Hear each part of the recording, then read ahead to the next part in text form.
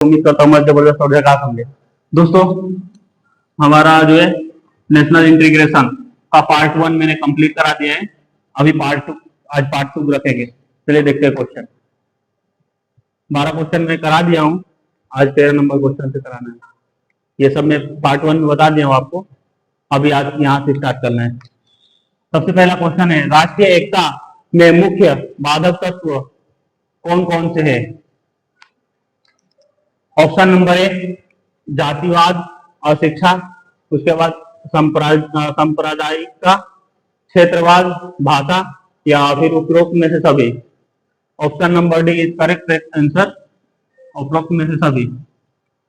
एक सिंह वाला गेंडा कौन से राज्य में पाया जाता है? एक सिंह वाला गेंडा कौन से राज्य में पाया जाता है? सबसे मस्त और सबसे जबरदस्त क्वेश्चन है दोस्त, ये 100% चांसेस है इसका आने का।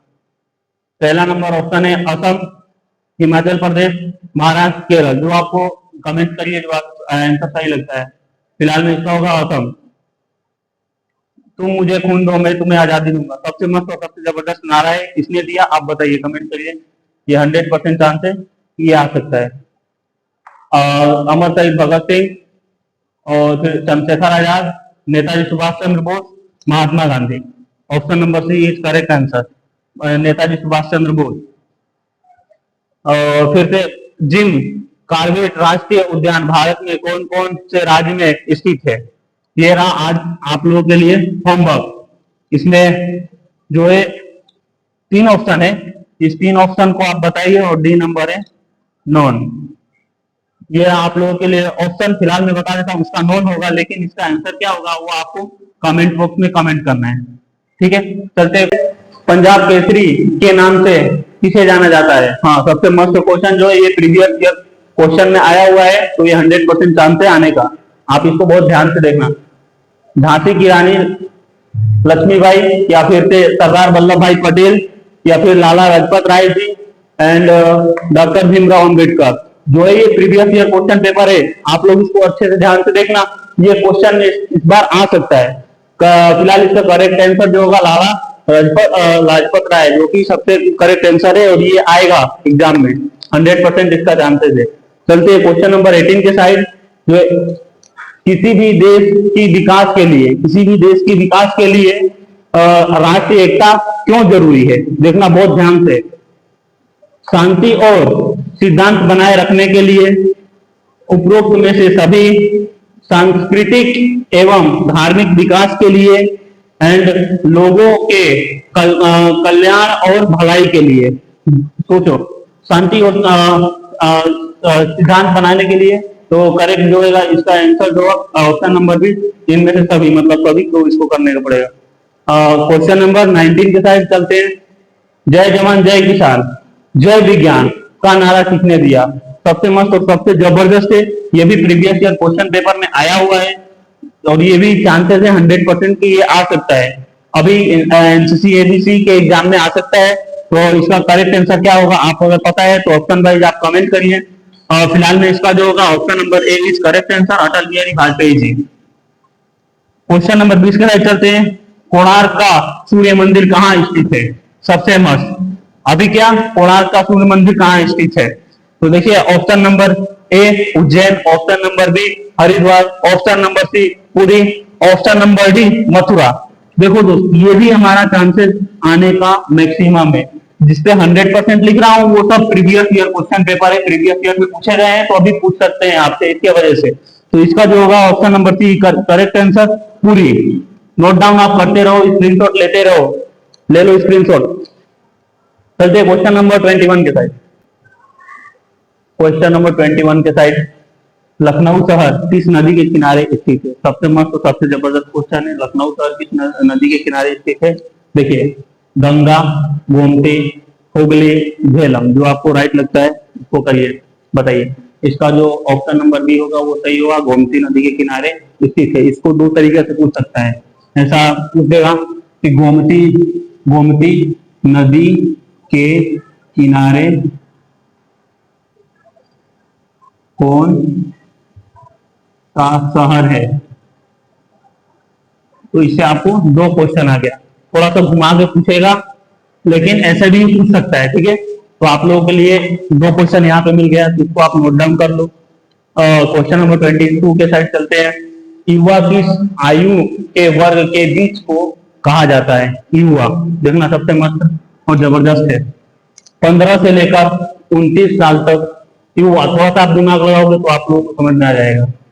5 से लेकर 14 साल तक, या फिर 30 साल से लेकर 45 साल तक, या फिर 45 साल के ऊपर। थोड़ा सा आप लोग सोचोगे तो आप लोगों को समझ में आएगा। जो ये बोल रहा है ना, युवा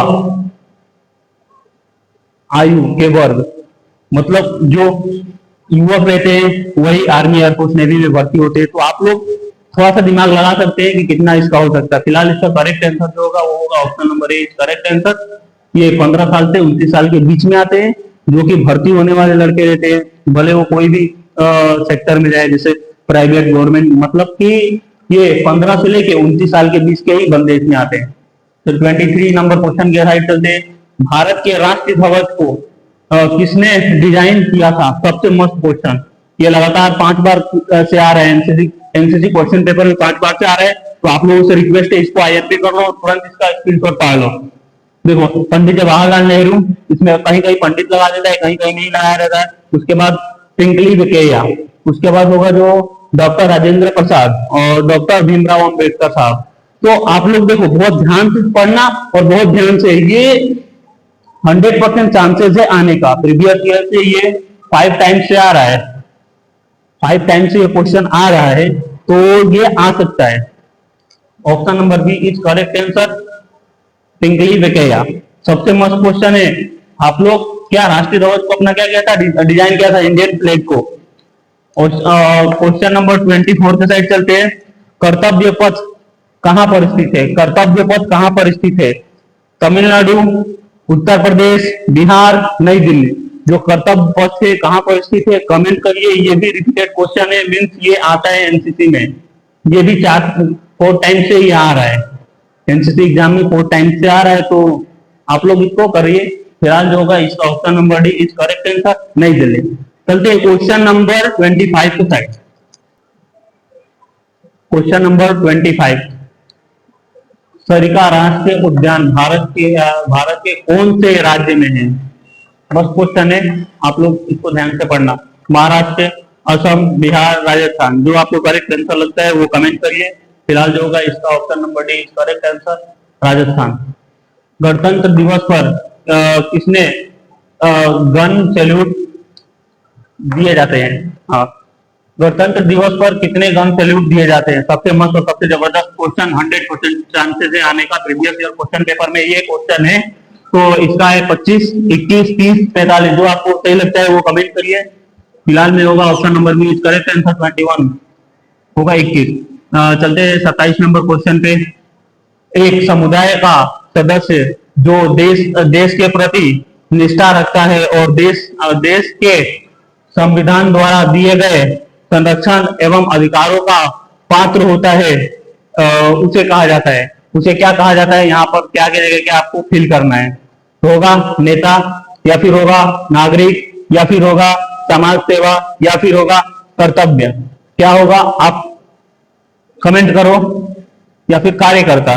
तो जो होगा option number B is correct answer, जो होगा वो नागरिक होगा। क्या होगा? नागरिक होगा। फिर 28 नंबर क्वेश्चन की साइड चलते हैं हम। लोक सामान्य के नाम से किसे जाना जाता है? सबसे मस्त और सबसे जबरदस्त क्वेश्चन है जो दोस्त है। Bal Gangadhar Tilak, option number B Jayaprakash Narayan, option number C नहीं, इनमें से कोई नहीं, ऑप्शन नंबर डी ये सभी। देखो, तो सबसे मस्त और सबसे जबरदस्त क्वेश्चन है दोस्त, ये 100% चांस है कि इस बार आएगा। 100% चांस है, क्योंकि ये रिपीटेड क्वेश्चन है, ये एमसीसी क्वेश्चन पेपर में ये आते रहते हैं। तो ये जो होगा option number A is correct answer, बाल गंगाधर तिलक। चलते हैं क्वेश्चन नंबर 29 के साइड। क्वेश्चन नंबर 28 हमारा हो गया, 29 की साइड चलते हैं। अयोध्या शहर किस नदी के किनारे स्थित है? अयोध्या शहर, option number A Ganga, option number B Gomti, option number C Saryu, option number D Jhelum. जो आपको करेक्ट आंसर लगता है वो आप कमेंट करिए। फिलहाल इसका option number C correct answer Saryu होगा। 30वें नंबर क्वेश्चन पे आते हैं हम लोग। मैन ऑफ पेरिस के नाम से किसे जाना जाता है? मैन ऑफ पेरिस के नाम से किसे जाना जाता है? मस्त और जबरदस्त क्वेश्चन है, ये आ सकता है हमारे एग्जाम में, 100% इसका चांसेस है।